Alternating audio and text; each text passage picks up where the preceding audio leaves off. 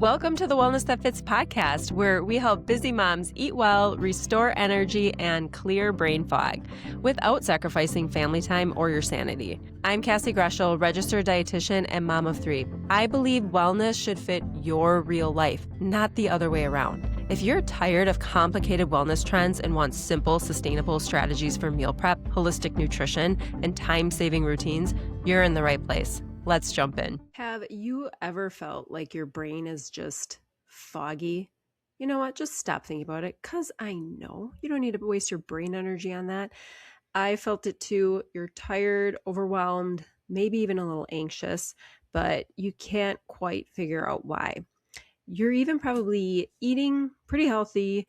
You're trying to keep up with life, but your energy is inconsistent. Sometimes it's great.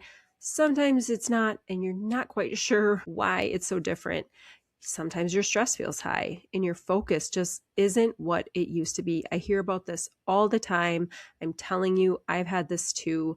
I used to think, holy cow, 5-10 years ago, even honestly before kids really, I could do anything. I was cognitively way more intact. And so if you're just feeling not like yourself, that it's hopeless, I'm telling you, there are simple steps that you can take, and there are ways in which you can change and feel better, more energized. And so here's something most people don't think about.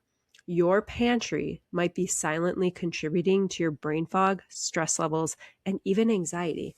Not in an extreme way, of course, but in small daily exposures and decisions that just add up over time. So today I'm walking you through a simple pantry reset that supports brain health and mental clarity, anxiety and stress resilience, and hormone balance. And honestly, way less decision fatigue in your daily life. That's probably the biggest one. And so I created this pantry refresh reset as a way to make healthy feel more doable and not so overwhelming, because anything reset or refresh, honestly, kind of does sound overwhelming. But I'll walk you through some things that I focus on when I do my own pantry resets, which I usually do quarterly or even more. A lot of times I'll do it like after a holiday where I need to kind of just like revamp it, or after a busy season, and just like, okay, what is going on in this pantry? I need to throw some things out. I need to change some things around. I need to reorganize it based on what's working for us in our lives right now. And so we're going to walk through all of that together. Please don't think of this as a stressful thing. And by the way, at the end, I'm going to give you a pantry reset guide, so you can take this, do it yourself. I mean, if you wanted, you could just listen and pause and do the pantry reset right here and now if you're listening in your kitchen. Or, like I said, I'll provide the link to my pantry reset in the show notes so that you can just access it at any time. Okay, so before we get really into the steps of a pantry reset, I want to zoom out and talk about your brain. Your brain is incredibly sensitive to blood sugar swings, ultra-processed food intake, chronic low-grade inflammation, that neuroinflammation, and chemical exposures from your environment all over, right? It's from outside, it's from inside. But what's kind of crazy is it might even be in your own kitchen. And so when these things stack up, research shows they can influence energy regulation, mood stability, cognitive clarity is kind of what we're calling as brain fog, and stress resilience. So for example, it is well known that diets high in ultra-processed foods, we're talking about like packaged foods with a lot of different ingredients in it, a lot of different chemicals in it, have been associated in large population studies with higher risk of depression and anxiety symptoms. This is so well known. This is a huge area of my work and my work with my clients, and that more whole foods and a Mediterranean style diet can help dramatically with anxiety and depression. So while this is not about blame, it's about awareness, because food is one of the most powerful daily inputs to brain chemistry. And then we add something most people don't even consider: your kitchen environment itself. So we're going to talk about decluttering. We're going to talk about the toxin discussion, some endocrine disruptors, healthy swaps, and some organization, restocking, and then just reflecting about how all of the pantry reset actually went for you. And so we are going to start with decluttering. And really what this is about is reducing mental and metabolic load. So not just decluttering your pantry, truly your mental load, because that's a lot. Because clutter itself increases cognitive overload. When we have to make 1,000 decisions and your kitchen is, and the food choices is just another decision, all of those things just add up and makes it so hard for our brains to function. And so let's set ourselves up for success in taking some of those decisions off the plate right away and just creating a healthy environment in our own kitchens and pantries. Okay, so here's your checklist for decluttering. Toss expired or stale foods. Use up foods that's close to expiring, and this helps reduce waste and reduce overwhelm. Remove any mystery bags or unlabeled ingredients. I would say this decluttering is probably the most fun and the quickest. You also want to identify ultra-processed foods with long ingredient lists. And I'm a big proponent of like not necessarily wasting. I mean, you certainly could toss those things, or if they're within an expiration date and you want to save them for like a party or for some sort of holiday or party, whatever, maybe set it aside, or set it aside to like use infrequently, to like slowly use up, or just set it aside in an area where you know you're not going to replenish that item. And then also, if you can, if you're removing a bunch of things, just quick wipe down the shelves. And gosh, if you're already overwhelmed by this, please know that I do not do a full out, take everything out of the pantry, wipe down all the shelves sort of thing, maybe once every 3-4 years or something. But I tend to just, if I remove an area or reorganize a section, I'll just kind of quick do a wipe or two here or there. But if you want to, I think some of that decluttering and cleaning up some of the crumbs and things, especially if you have like little kids in general, I think that can be really beneficial. And so here's the brain health piece. Every extra item in your pantry is a micro decision your brain has to process. And decision fatigue is real. It contributes to stress and can even impact impulse eating patterns. Of course it can. If you have 3 bags of chips and a dark chocolate, now of course this might depend on your eating preferences, but which one are you going to choose, right? Or let's make it more comparable. Let's say you have a bag of highly processed chips and then you have some seed crackers. You know which one you're going to. Maybe you will go to the seed crackers, right? Maybe your kids are going to go to the ultra processed chips. And so you know what you and your family are going to choose. And so if we can take some of that decision fatigue out of the picture and just make the decision clear, like this is the snack, this is the whole grain, this is the item that you're going to choose for a snack, right? That's great. And so we're not just cleaning here, we're creating mental space in these decisions and removing some of these decisions. Okay, the next thing I want to talk about is the toxin discussion. And so here is where we're going to talk about something that's often overlooked, but I think it's increasingly studied and talked about, and that is environmental health research on endocrine disrupting chemicals in the kitchen. Now, I would say a good amount of my listeners probably are familiar with some of these endocrine disruptors, but if you're not, I want to take a second to talk about them. These might include BPA, phthalates, PFAs, often called forever chemicals. And these endocrine disrupting chemicals are found in plastic food storage containers, non-stick cookware, most non-stick cookware, usually with like that Teflon, like usually you can tell if it has like a black layer of like that non-stick component or layer on it. That would be a really good indicator that it has PFAs or PFAS in them. Plastic utensils, where you're cooking and stirring very hot items with plastic, and you're melting the plastic and introducing microplastics into your food.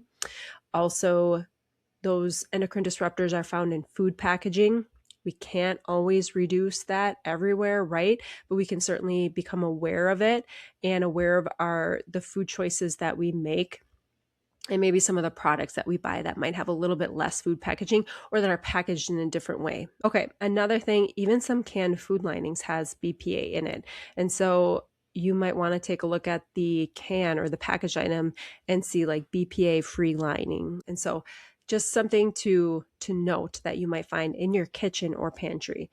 And so what does the research actually say? A large body of human and animal research suggests these chemicals can interfere with hormone signaling, especially estrogen and thyroid pathways. It can affect metabolic regulation, influence immune function, and it may contribute to neurodevelopmental and cognitive effects with long-term exposure. PFAs, for example, or PFAS, are extremely persistent in the body and in the environment and have been studied for associations with immune dysregulation and metabolic changes. Now, here's an important nuance. This is not about panic or perfection. It's about reducing cumulative exposure where it's easy to do so. Right? If you're thinking about this in like an all or nothing mentality, I'm telling you, you're already going to be overwhelmed. And I know you know that too. And so think about one area that I just talked about instead of an entire kitchen overhaul where you get rid of all your pots and pans and all of your utensils and all of the plastic cutting boards and all of the stuff, right? I want you to approach this like, what is one step I can take to remove a toxin from my kitchen today? If you don't have another soup ladle that is stainless steel, then maybe continue using that until you find one. I know one tip I do have in the Pantry Reset Guide is to ask family and friends. A lot of times people have extra stainless steel cookware or utensils or wooden cutting boards that you can get instead of purchasing everything brand new, right? There's even consignment stores and resale places that you can purchase like a stainless steel cookware or silicone food grade food utensils and things like that. And so like check with people around you, your family and friends. And then also, I guess what I'm trying to say is you don't need to purchase brand new products throughout your kitchen to remove these endocrine disruptors. Do what you can over time and do so in a way that aligns with your financial goals. All right. And so again, please don't take that all or nothing mentality. Your brain and your hormones operate best in environments with fewer unnecessary stressors. And so this isn't a way to stress out your brain more, but bring awareness to and do what you can to take those things out. I'm actually going to talk about this next part, which is healthy swaps. And so I'll give you more examples here on what you can do to reduce exposure and help support that clarity. So let's make it simple. Let's start with just replacing cutting boards. So if you have any plastic cutting boards in your house, get rid of those because the more you cut, you're slightly cutting the plastic, and you can be creating and introducing microplastics, those little plastic pieces, into your food and then into your body. Microplastics is an entire conversation, and so maybe I will do an episode down the road on microplastics, but there are certainly different kinds. There are really, really, really microscopic kinds that can get into, that can actually bind to different areas in your cells, and there are some really bigger ones that kind of go right through your system and like kind of go right through your gut and out with your poop. And so not as big of a deal, of course, not the best for you either, but just something to keep in mind. And so one step, replace plastic cutting boards, use wood or bamboo. That way, if you're cutting off of the cutting board and little tiny wood pieces possibly get into your body is familiar with it and knows what to do. It's organic material. Another thing, and this is more of something that might be a little bit more costly, possibly, is to swap nonstick cookware. So take any of that Teflon, and there's so many more types of cookware, I would say even in the past like 3-4 years, that are truly PFAS free or forever chemical free. And so you do want to do a little research, make sure you're not throwing out something that's already good, right? But take a look at your cookware, and if it has like that black coating, very likely it's Teflon. And especially if you scratch it or if you use metal utensils on that kind of stuff, it can scratch off and introduce those little chemicals into your food. And so what we want to do is replace that with stainless steel cookware or cast iron, or like I said, there are a lot of PFAS free options on the market. There's so many. There's Green Pan and Caraway. There's a bunch of different options. I'm not necessarily affiliated with any of those, but I just wanted to mention those. And then you can also store food in glass or stainless steel containers. Again, stainless steel, you really don't want any sort of like copper container because metal can get into your food. And so you really want to stick with stainless steel, food grade level things. Silicone also, they make containers like that are silicone, or ice cube trays that are silicone. And so Pyrex, of course, being a great example of a glass container that you can use. And so that would be a good thing to use. Now, another thing you can do, really quick thing, is replace plastic utensils, like so stirring, spoons, spatulas, those sort of things, with silicone, wood, or stainless steel.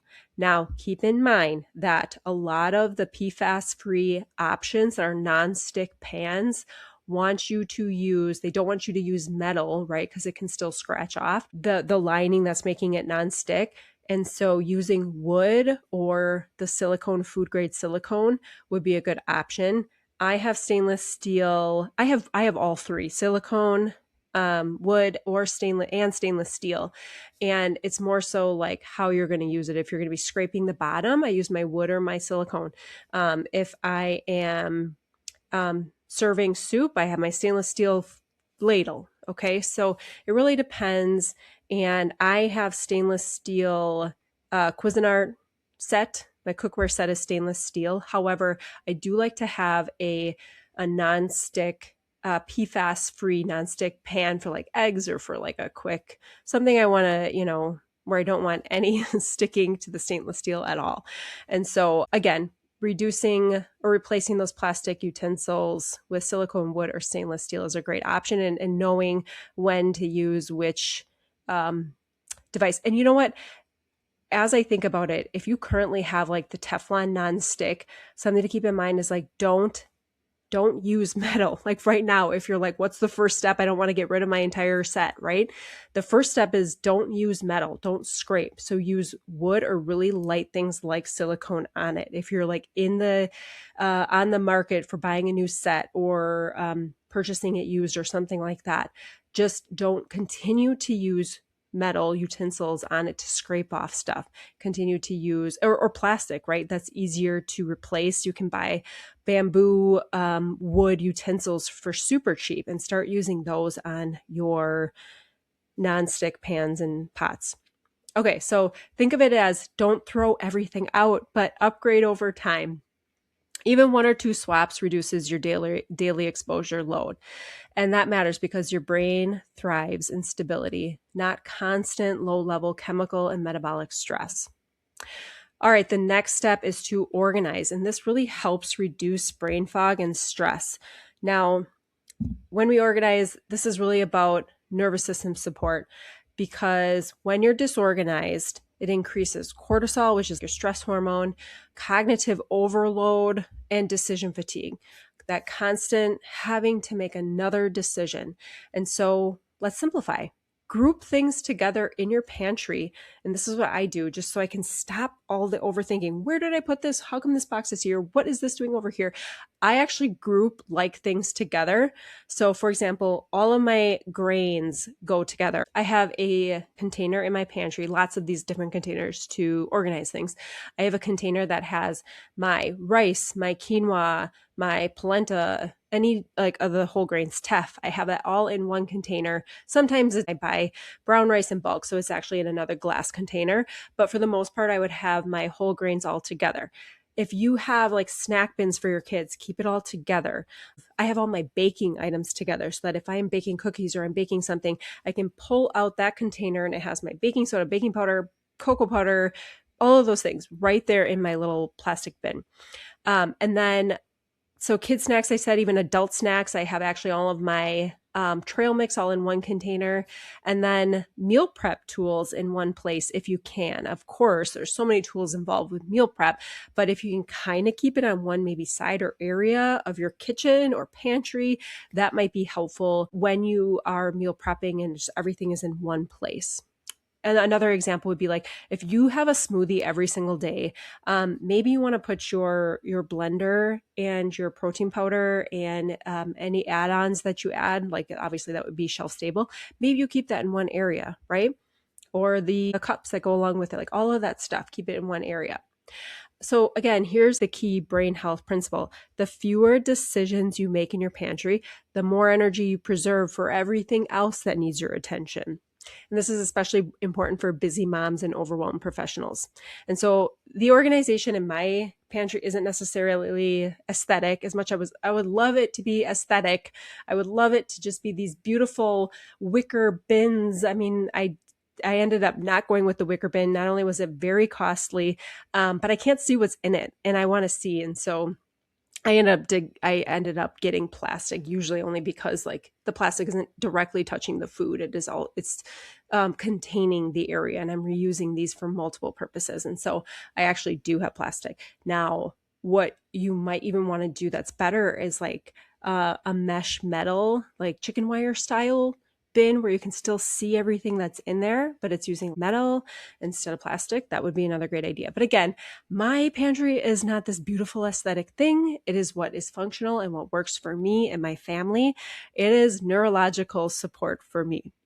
All right, so the next thing I want to talk about is Restock. What are we going to put in our pantry to stabilize energy, mood, and to improve brain function? Let's do this. Let's restock with intention, because ultra processed foods aren't just convenient, right? We know they're convenient, but they're engineered to be highly rewarding, which can override natural satiety signals. We already know this, right? Like companies have spent how much money to ensure that the proper proportions of sugar and salt and fat are in these products to make us crave them and want to continue eating them. And so they're not just convenient, right? But they're actually programmed to make us want more. And so research shows these foods can activate reward pathways in the brain, making overeating more likely and contributing to energy crashes afterward. So let's focus instead on brain supportive pantry staples. Let's talk about whole grains, oats, quinoa, brown rice. They make little containers of quinoa and brown rice that you can pop into the microwave or to cook quickly. And then also beans and lentils, great thing to have in your pantry that provides stable energy. Nuts and seeds, super easy and versatile. You can put nuts and seeds on everything from salads to smoothies to yogurt bowls to a ton of different things. It's super versatile, and they provide a lot of micronutrients that we need in our diet that we can get through food. Maybe canned proteins like canned fish, salmon, sardines, tuna. Those things are high in omega-3s, and so that's a good thing to have as a protein option on hand. And high in not only omega-3, but the form in which our body really wants and what it's trying to convert the omega-3 into, which is DHA and EPA. And so canned fish is a really good thing to have on hand. It doesn't need to be canned. They make the packages as well. And so you could purchase either just as like a really energy stable thing to have on hand that you could snack on, or that you could use in a quick like dinner or lunch that doesn't take a lot of your time. Healthy fats. This is a whole conversation on omega-6 versus omega-3 usage, which maybe I will cover in another episode. But for the most part, you'll want to have some healthy fats on hand. Olive oil is a great one to have on hand. And also avocado oil, because for many reasons, one of them being it's a high heat, usually a high heat application, a little bit more than olive oil is. And so you can saute with it. You can cook at a little bit higher heat with it. So it's a really nice one to have on hand. And then, of course, there's plenty of other healthy fats. I'm just going to list a couple just to have in your pantry. Flaxseed oil, walnut oil, those are great ones to have on hand. High in omega-3s, which of course your body does have to convert to the EPA and DHA, but it's still a great oil to have on hand.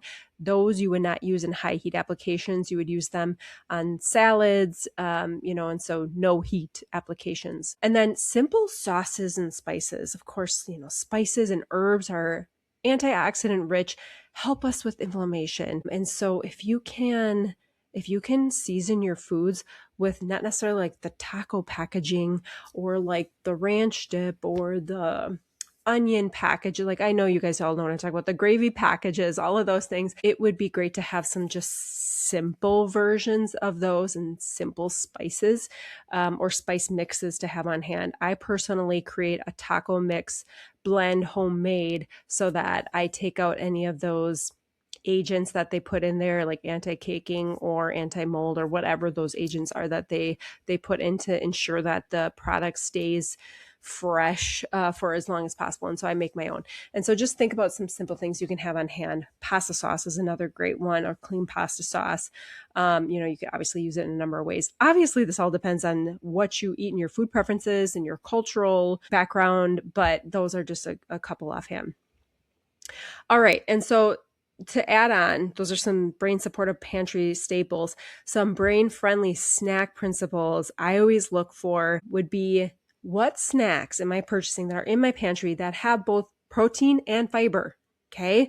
Because there are plenty of protein rich bars and 20 grams of protein, but there's a lot of sugar in it too, or it's providing no fiber. And fiber is a great thing to pair protein with for satiety and for your gut microbiome. And so I am always looking for some sort of protein and fiber rich combination. I am also looking for low added sugar options, minimal ingredients, no artificial dyes. And so I actually have a list of some of my favorite products that I personally buy for my family in our snack cabinet, which has evolved over time. And, I'm always updating the list, but you can again find that in the Pantry Reset Guide that I will link in the show notes.